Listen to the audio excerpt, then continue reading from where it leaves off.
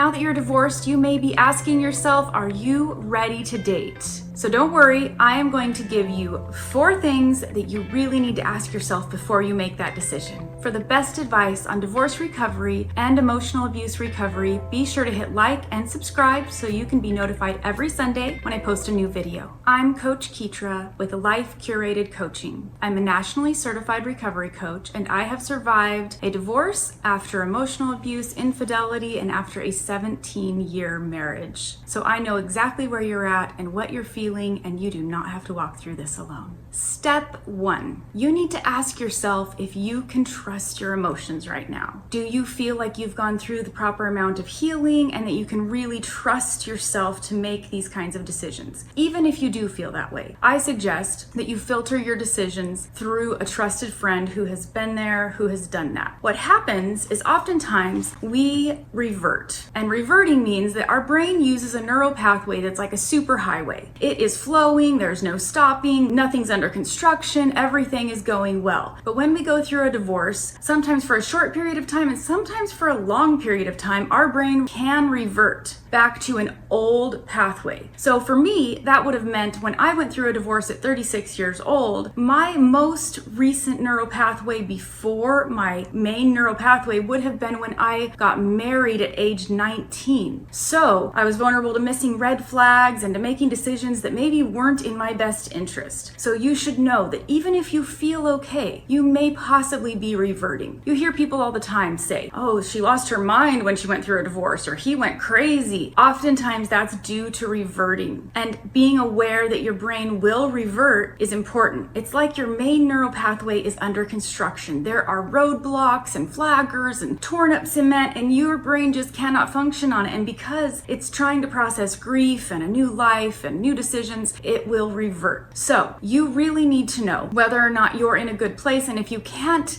know if you're in a good place to make strong decisions for yourself, then you will want to bring in a trusted friend who's been through a divorce, someone who can see clearly from the outside and filter your decisions through them. This is a very important first step. Step 2, do you currently feel whole on your own? Do you feel like you need another person to complete you? Do you feel like you must be in a relationship, like you are losing out on precious time? You really need to get honest with yourself about these questions. Feeling whole all on your own will allow you to choose someone that will complement your life and who you already are, instead of conforming you to someone else's life or making a decision that's going to ultimately end up possibly being destructive. So have you done any therapy? If you have, was it trauma-based? Is it EMDR? Have you dug into those past things that might be triggers or blind spots for you? Are you looking for someone to save you or complete you? If you're looking for your knight in shining armor to come in and save you and help pay the bills and help raise the kids and be the strong side of you that you don't feel like you have right now, that could be a problem, because you'll be likely to overlook things that may be red flags in those kind of relationships, especially with men that want to be a savior. That can be a big problem. Have you invested in yourself? Have you taken up hobbies or interests that really fulfill you on your own, so you're not looking for someone else to fill that space? And have you worked on anger work and forgiveness work? I'm not going to go into great detail on that because I will have other videos covering that. But it's important to acknowledge that there is built up anger when you go through a divorce, and there is forgiveness work that needs to be done. And that just doesn't happen overnight. So it's important to just be honest with yourself. Really, where are you in these areas? Are you feeling whole on your own? Question 3, do you have enough energy? Are you filled up by the tribe that you've built around you to the point where you're giving back out of an abundance of what you already have? Or are you in a place of desperation? Do you have the time? Dating really takes a lot of time. I remember when I first started dating, I was overwhelmed. I was flooded with messages and all kinds of people, and I had not dated really even as an adult at that time. I got married when I was 19 and divorced when I was 36, so I didn't know what I was doing and I didn't know what to expect. It takes a lot of time to sift through the garbage that comes in and the good guys. And then you've got to ask yourself, what are you willing to give up in order to make the time to go on these dates, to meet someone for coffee, to respond to text messages and emails? Do you have the time in your schedule? What has to be put off in order for you to make time for your schedule? And just get really honest with yourself about whether you have it in you right now. If you have the energy and time and space to give yourself to this process of dating. It can be very exhausting. So making a plan beforehand is really important. Question number 4. Do you have solid boundaries? Have you practiced implementing boundaries? Do you know how to say no? There's all kinds of things that are going to come up when you're dating. Red flags. Do you know how to get out of a situation when you notice the red flags? How to end a relationship and how to not keep getting strung along? Can you handle the rejection of someone that might not be into you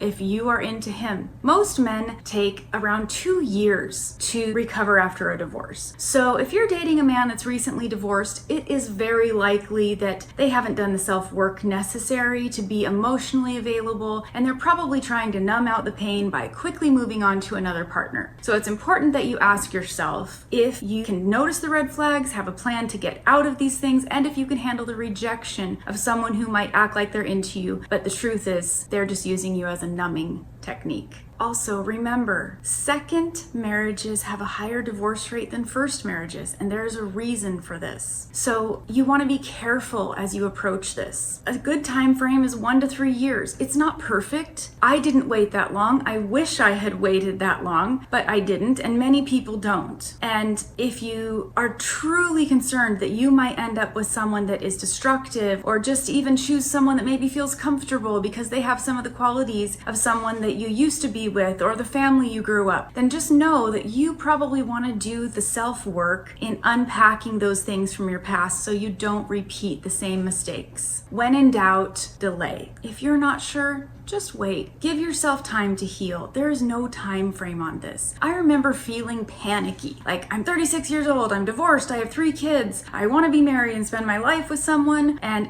I felt this urge like I needed to get back out there because somehow I wasn't as valuable anymore because of my age. What I have found is that is not true. It's not true at all. I don't care what your age is. I don't care if you are 25, 45, or 65. There is no rush. You are whole all by yourself. If you believe in God and are a religious person, I urge you to look at yourself as whole from the beginning. Sometimes as Christians, we can look at ourselves and believe that we aren't complete without a mate, and that's just not true. So when in doubt, delay. Dating can be really fun, but it could also be harmful, and it could cause you to make life decisions that might require some real effort to get out of later. So be cautious, be aware, be sure to ask yourself the hard questions. For more guidance on this topic, be sure to check out my video on how to spot red flags. This is really important when you're in the dating scene. And as always, hit like and subscribe so you can be notified every Sunday when I put out a new video, and be sure to comment below. If there's a topic you'd like me to cover, please let me know, and if there's something you just want to share about what you're going through right now in your dating process, I'd love to hear from you. As always, if you're interested in one-on-one coaching, please see my link to my website in the comments, and until next time,